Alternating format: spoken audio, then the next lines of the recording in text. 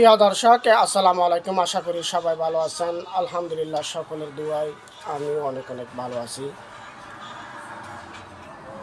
আজকে একটা কথা আপনাদের সাথে শেয়ার করতে চাই।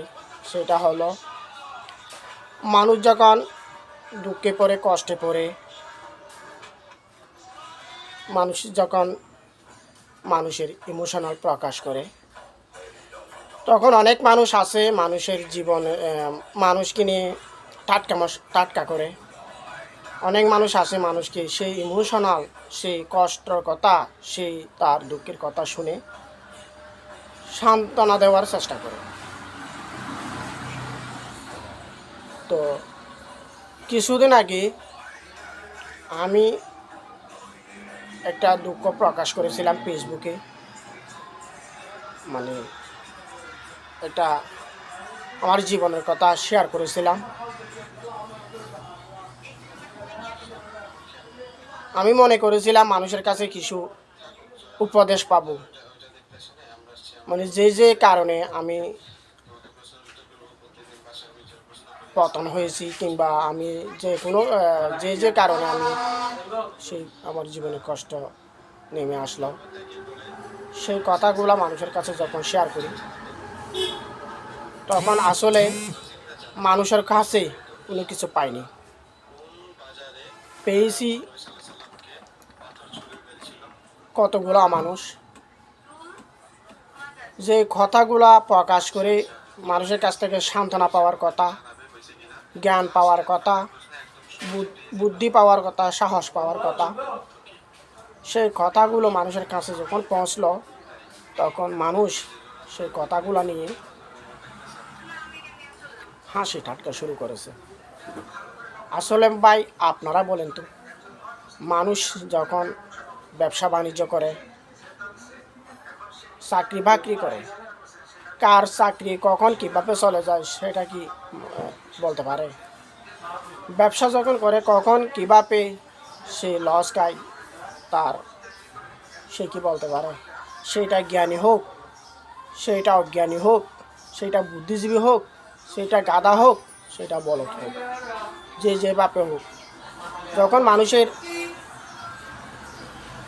জীবনে এমন কিছু চলে আসে, তখন তার বুদ্ধি কোনো কাজে আসে না। তখন বুদ্ধি তার কোনো কাজে আসে না, তার জ্ঞান কোনো কাজে আসে না, কোনো কিছুই তার জীবনে কোনোভাবে কাজে আসে না। কিন্তু মানুষ আজকাল যখন তার জীবন নিয়ে আত্মপ্রকাশ করে, তখন সেটা নিয়ে সমালোচনা শুরু করে। সেটা নিয়ে মানুষের সমালোচনা কীভাবে করবে, তাকে কীভাবে একেবারে নিচে নামিয়ে দেবে, কীভাবে পায়ের জুতার তলার ময়লা কীভাবে বানাবে, সেইগুলাই মানুষের চেষ্টা করে। মানুষে খুঁজে বের করে তার কষ্ট কোথায়, তার দুঃখ কোথায়, তার দুর্বলতা কোথায়। সেই দুর্বলতাগুলা খুঁজে বের করে সেইটা, ওই যে মানুষ আছে না, কিছু মানুষের বাপের কেয়ে মানে নিজের কেয়ে পরের মুখ ছাড়ায়, সেই ধরনের কতগুলো মানুষ আছে যে মানে অন্যর দুষ খুঁজে বের করে সেটা সমালোচনা করে। তার মানেটা হচ্ছে, এমন কিছু মানুষ আছে, মানুষ চিনতে ভুল করাটা কিন্তু অপরাধ নয়। কারণ অমানুষগুলো দেখতে হুবহু মানুষের মতো, তার জন্য মানুষ চিনাটা আসলে দোষের কিছু নাই। মানুষ চিনতে যদি ভুল করে, দোষের কিছু হয় না, কারণ অমানুষগুলো তো মানুষের মতো। তাই এখন থেকে যারা আমার ভিডিওটা দেখছেন, আমি একজন প্র্যাকটিক্যালি মানুষ, আমি একজন ভুক্তভোগী মানুষ। মানুষের জীবনের দুঃখ প্রকাশ যখনই ফেসবুকে বা অনলাইনে করবেন, তখন সেইটা নিয়ে হাসাহাসি করার মতো, ঠাট্টা করার মতো মানুষের কোনো অভাব পড়বে না। সেই দুঃখ কষ্টগুলা খুঁজে বের করার, কেন সেই মানুষটি কষ্ট পড়লো, তার কোথায় কি দুর্বলতা ছিল, তার কোথায় কি ঘাটতি ছিল, সেটা খোঁজার কোনো মানুষ পাবেন না। তার কারণে আমি বলছি, আপনারা এমন কোনো কাজ করবেন না। যতই কষ্ট পান, যত দুঃখ পান, যত লস খান, যতই কিছু করেন, মানুষের সাথে কখনো শেয়ার করবেন না। মানুষের সাথে যদি শেয়ার করেন, ওই যে আপনার ইমোশনাল আপনার জীবন, সেটা ধুলোবালুর সাথে মিশে দেওয়ার চেষ্টা করবে।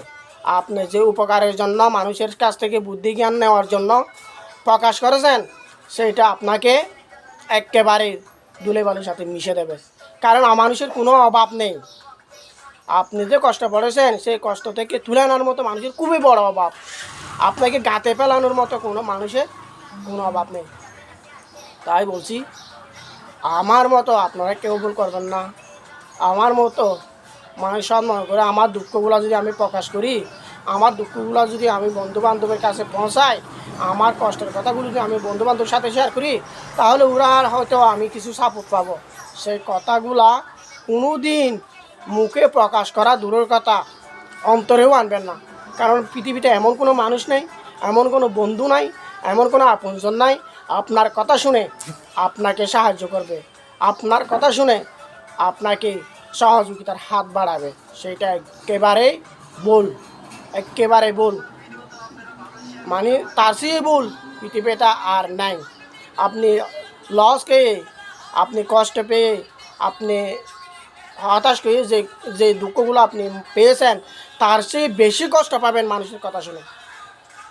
আপনার দোষ থাকবে কোনটা? আপনি কেন অনলাইনে দুঃখগুলো প্রকাশ করলেন? আপনি কেন অনলাইনে আপনার মনের কথাগুলা খুলে বললেন? আপনি কেন আপনার মনের দুঃখ কথাগুলা অনলাইনে প্রকাশ করলেন? সেটাই হবে আপনার জীবনের পতনের বড় মূল। সেটা হচ্ছে আপনার জীবনের পতনের বড় একটা। তো আজকে এই পর্যন্ত, সবাই ভালো থাকবেন। আসসালামু আলাইকুম।